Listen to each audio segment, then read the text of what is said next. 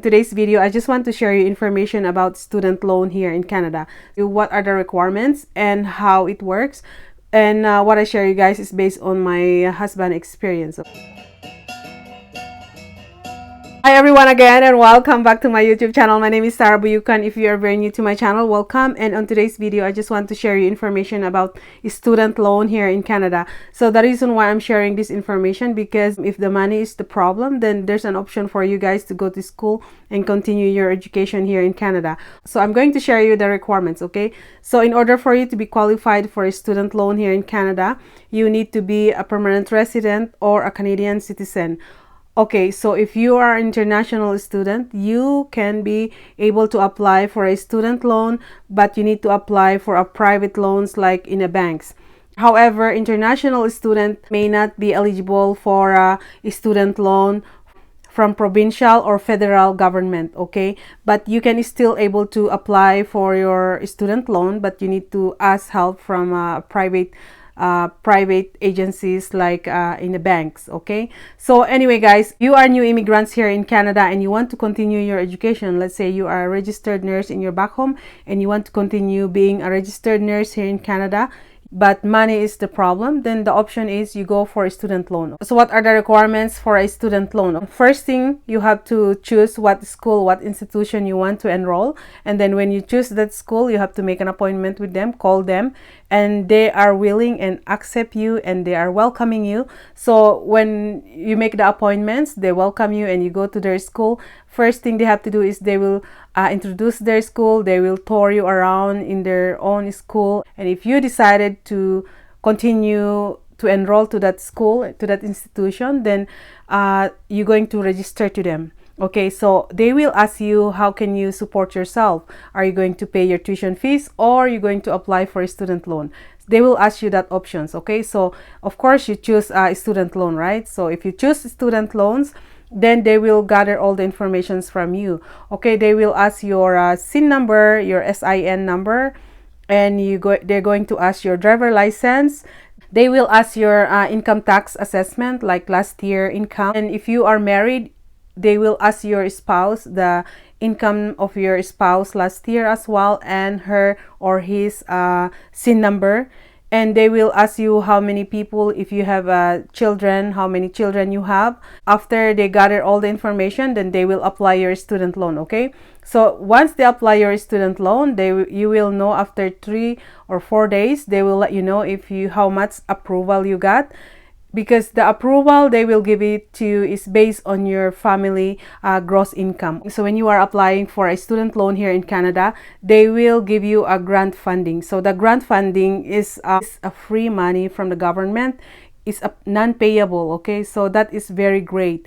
But you need to be very careful, because you just only rely to that grant funding you receive, and it's not enough money to supply your needs here in Canada. You can still go back to work. You can still work as a part-time or a casual, or you can able to work as a full-time. This grant funding is non-payable, okay? So this is a good thing. That's why I love this Canada, because I wish we have this in our back home. So when everything is okay, they approve you for your student loan, then your school will call you to their school and they will explain you everything, and they will going to ask you to provide your bank number. So you're going to give it to them, and 1 week or 2 weeks before you start your studies, the money is in your bank account already. So that is very good. When you finish your studies, of course you're going to pay your student loan, right?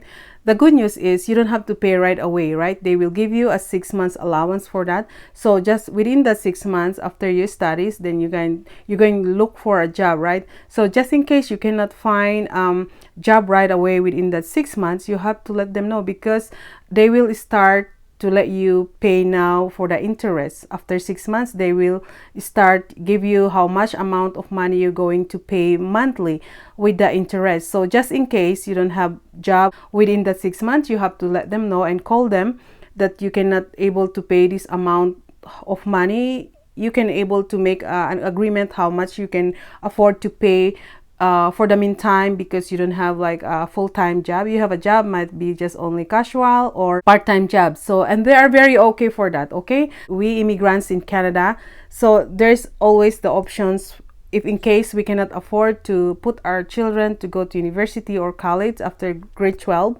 they have the option for them to apply for a student loan. Okay, and nothing is wrong to apply for a student loan. Schools in Canada, there is always a university and colleges, but it all depends what city, province, and city where you live. Because if you stay in a small town, a small city, you tendency there's only one university, or sometimes there's no university, it's only just a small college. So if you stay in a bigger city, they have so many competition for university and colleges. Okay, so this is the good thing, because if you're going to stay in a bigger university, chances you can go and shop around what school is the best for you. In every school also, they have their own prices, how much is the tuition fees. If you choose not to go for a student loan, then you have to shop around what is the cheapest tuition fees. Okay, so not all people like to go for a student loan, but if there's no choice, then the best choice is to apply for a student loan, because you know what, there's a grant funding from the government, you know. So if you are low income, then take this opportunity, because you might as well get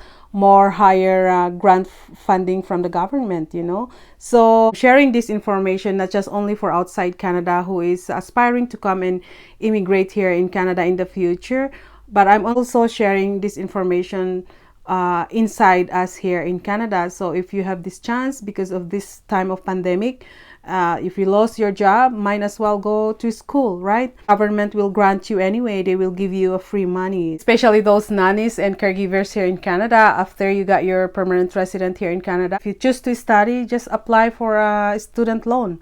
At least I share this information with you guys, so at least you're aware that there's another options, just in case money is the problem. Anyway guys, I hope I give you some tips and ideas about the student loan here in Canada, especially for us new immigrants in Canada and parents here in Canada. So anyway, I'll see you again for my next video, and thank you so much for everything. And just don't forget to subscribe down below and hit that notification bell. The reason why, if you hit that notification bell, you will be notified every time I upload more videos here in Canada, and I love to share with you guys about life here in Canada. So anyway, thank you so much, and God bless you, and bye bye.